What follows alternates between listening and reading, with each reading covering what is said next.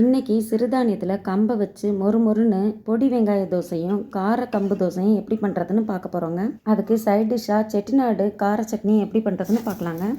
இதுக்கு 1 கப்பு சுத்தமான கம்பு எடுத்துக்கோங்க. அது கூடவே 3/4 கப்பு இட்லி அரிசி எடுத்துக்கோங்க. 1/4 கப்பு பச்சரிசி எடுத்துக்கோங்க. இப்போ 1 கப்பு கம்புக்கு 2 அரிசியும் சேர்த்து 1 கப் எடுத்துருக்கோங்க. தோசை நல்லா மொறுமொறுன்னு வர்றதுக்காக 1/4 கப்பு பச்சரிசி சேர்க்குறோங்க. உங்களுக்கு வேண்டான்னா அதை அவாய்ட் பண்ணிவிட்டு 1 கப்பு அப்படியே இட்லி அரிசி எடுத்துக்கலாங்க. அது கூடவே 1/2 கப்பு உளுந்தும் 1 டீஸ்பூன் வெந்தயமும் சேர்த்து நல்லா ஊற வச்சுக்கோங்க. இப்போ இதெல்லாம் மூழ்கிற அளவு தண்ணி ஊற்றி 3 மணி நேரம் ஊற வச்சு கிரைண்டரில் நல்லா அரைச்சி எடுத்துக்கலாங்க. இப்போ இதை தோசை மாவு பதத்துக்கு அரைச்சி எடுத்துக்கோங்க. இப்போ இதை நம்ம இட்லி தோசை மாவு புளிக்க வைக்கிற மாதிரியே புளிக்க வச்சு எடுத்துக்கலாங்க. குறைஞ்சது 8 மணி நேரம் புளிக்கணும். நெக்ஸ்ட்டு இந்த தோசைக்கு சைட் டிஷ்ஷாக ஒரு கார சட்னி அரைச்சி எடுத்துக்கலாங்க.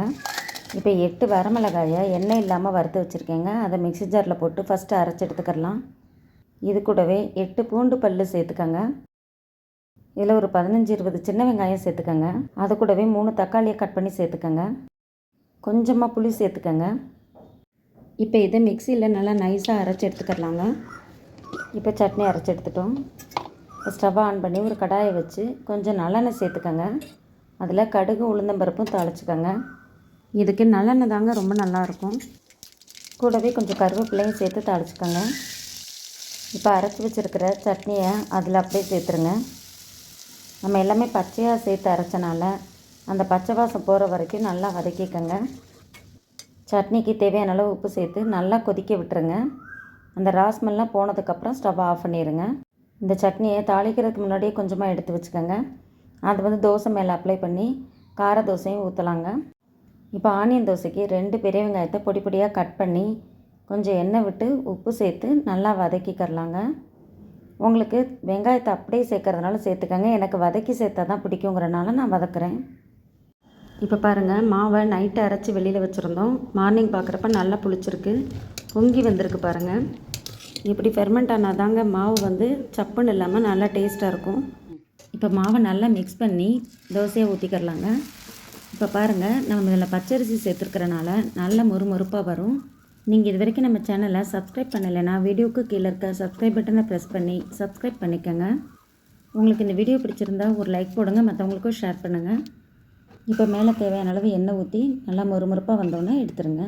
2 பக்கமும் திருப்பி போட்டு எடுத்துருங்க. இப்போ நார்மல் தோசை பார்த்துட்டோம். அடுத்து கார தோசை எப்படி பண்ணுறதுன்னு பார்க்கலாங்க. இதுக்கு தோசையை நார்மலாக ஊற்றிக்கங்க.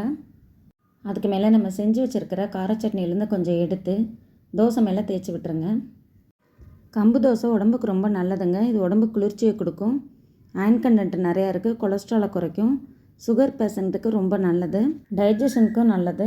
இப்போ கார கம்பு தோசை ரெடி ஆயிடுச்சுங்க. அடுத்து பொடி வெங்காய தோசை ஊற்றிக்கலாம். இதுக்கு தோசை மேலே இட்லி பொடி தூவிக்கங்க. அதுக்கு மேலே நம்ம ஏற்கனவே வதக்கி வச்சுருக்கிற வெங்காயத்தை அப்படியே இதில் போட்டு நல்லா ஸ்ப்ரெட் பண்ணி விட்டு எண்ணெயும் ஊற்றி 2 பக்கம் நல்லா வெந்தோன்னே எடுத்துருங்க. நீங்கள் மில்லட் தோசை எல்லாமே இந்த மாதிரி வெரைட்டியாக செஞ்சு கொடுக்கலாங்க. குழந்தைங்க கூட ரொம்ப லைக் பண்ணி சாப்பிடுவாங்க. இதை சாம்பார் சட்னி, கார சட்னி எது கூட வேணாலும் சர்வ் பண்ணலாம். ரொம்ப நல்லாயிருக்கும். உடம்புக்கு ரொம்ப நல்லது. நீங்கள் இதெல்லாம் செஞ்சு பார்த்து எப்படி வந்துச்சு எனக்கு கமெண்ட் பண்ணுங்கள். இது வரைக்கும் இந்த வீடியோ பார்த்ததுக்கு ரொம்ப நன்றி. தேங்க்ஸ் ஃபார் வாட்சிங்.